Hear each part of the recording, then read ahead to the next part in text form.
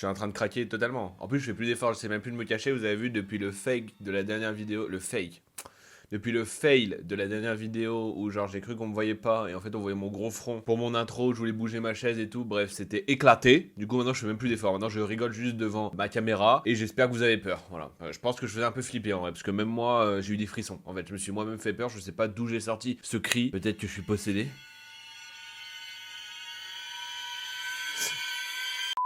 Bref, salut la team, comment ça va? Aujourd'hui on se retrouve pour une nouvelle vidéo. Aujourd'hui on se retrouve pour un thread d'horreur long, moyen long on va dire, parce que du coup comme vous le savez, bon bah j'ai eu les galères avec mon ordi etc. Et mon ordi va être vendu. Donc j'ai trouvé un nouveau concept, mais ça bah vous le saurez que à partir du mois d'août, à partir de la première semaine d'août, le premier dimanche d'août, vous aurez une vidéo d'un nouveau concept. Alors là je m'engage, donc j'espère que je vais pas me foirer, parce que donner des dates comme ça des fois c'est un peu dangereux. Mais normalement ça sera bon pour la première semaine du mois d'août. Jusque là j'ai prévu des vidéos donc jusqu'au 31 juillet comme ça, et c'est pour ça, comme celle-ci je la fais pour le 31 juillet et que j'ai plus beaucoup de temps, je fais un long thread d'horreur moyen on va dire, comme ça bah vous pouvez quand même avoir une vidéo thread d'horreur hein, et le thread d'horreur est vraiment cool en plus, donc voilà, j'espère en tout cas que ça vous plaira. Pour ceux qui sont pas au courant de ma galère ordi, qui ont rien compris, et ben allez voir mes dernières vidéos et vous comprendrez. Voilà, sur ce on se calme, on parle maintenant de thread d'horreur et d'une histoire horrible, celle de Lucie et de ce qui se cache sous son lit.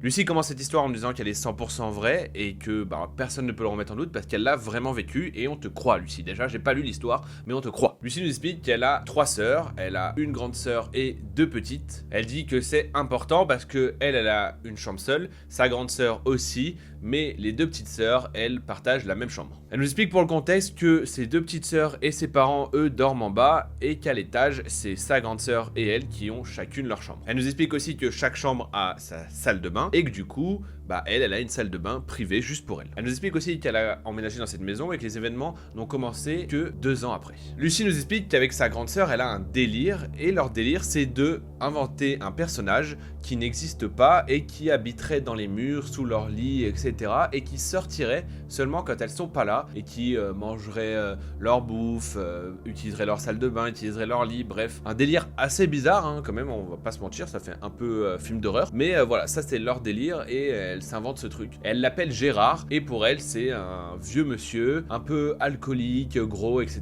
Bref, tout dans les clichés. Et du coup, avec sa sœur, par exemple, quand il y avait une lumière qui était allumée quand elle revenait, elle se disait « Ah tiens, c'est Gérard qui l'a allumée et tout pour rigoler. » Enfin.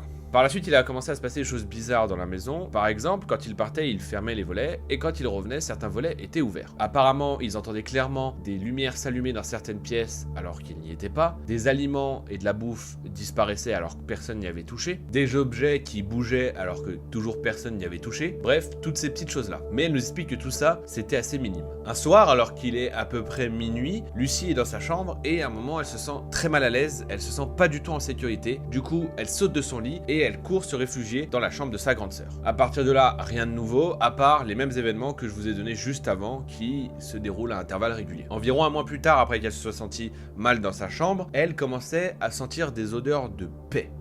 Dégueulasse, et elle dit que c'est bizarre mais qu'en fait elle entendait une sorte de bruit de paix et que d'un coup ça puait vraiment le paix et qu'elle avait l'impression que ça venait d'en dessous de son lit. Bref, elle calcule pas trop, elle se dit que ça peut être 1001 choses, donc elle passe à autre chose, mais en même temps elle trouve ça très bizarre. Et en effet c'est assez bizarre d'entendre un bruit de paix et que ça pue alors qu'il n'y a personne dans ta chambre. Bref, on arrive maintenant au jour J, au jour où tout va basculer, et elle nous explique que avant ce jour, les événements ont continué, hein, tous ces trucs bizarres ont continué, mais qu'ils n'ont jamais trouvé de quoi ça pouvait venir. Lucie nous explique que donc ce jour-là, elle est dans sa chambre et dans sa salle de bain, elle finit de se laver, et au moment où elle va mettre son pantalon pour s'habiller, elle entend un bruit qui vient de la petite fenêtre de sa salle de bain. Elle trouve ça bizarre et elle est un peu inquiète, du coup elle prend un couteau, parce qu'elle nous explique qu'elle a un couteau dans sa chambre vu qu'elle a pris l'habitude de manger dans sa chambre, et elle va voir le bruit qu'elle entend depuis la fenêtre de sa salle de bain. Elle s'approche, et là, sa vision lui glace le sang. Elle voit un visage juste derrière la petite fenêtre de sa salle de bain. Lucie est pétrifiée, elle voit un homme d'environ la trentaine qui est là et qui essaie de rentrer à l'intérieur de sa chambre.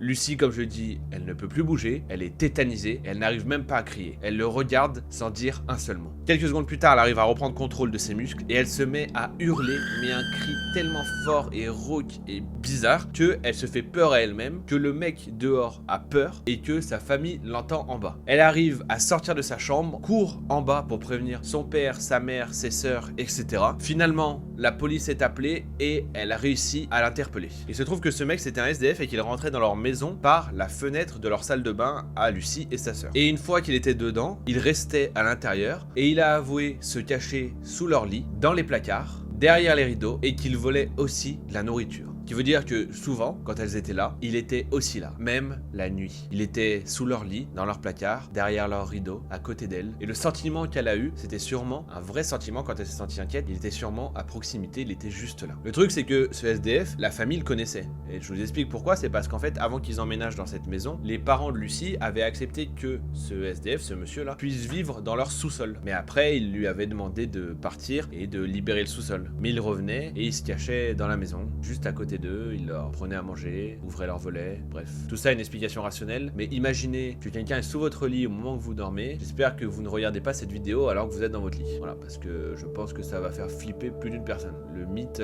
du monstre sous le lit, etc. Je pense qu'on en a tous eu peur, hein? Bref, voilà, c'est la fin de l'histoire de Lucie. Elle nous explique vraiment que c'est vrai, qu'il y a plein de gens qui disent que son histoire n'est pas vraie, mais pourtant si, c'est vrai, et nous, encore une fois, Lucie, on te croit, elle est horrible, hein.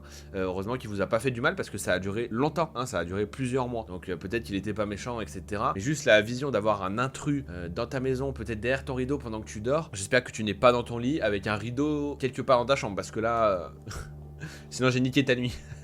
Désolé.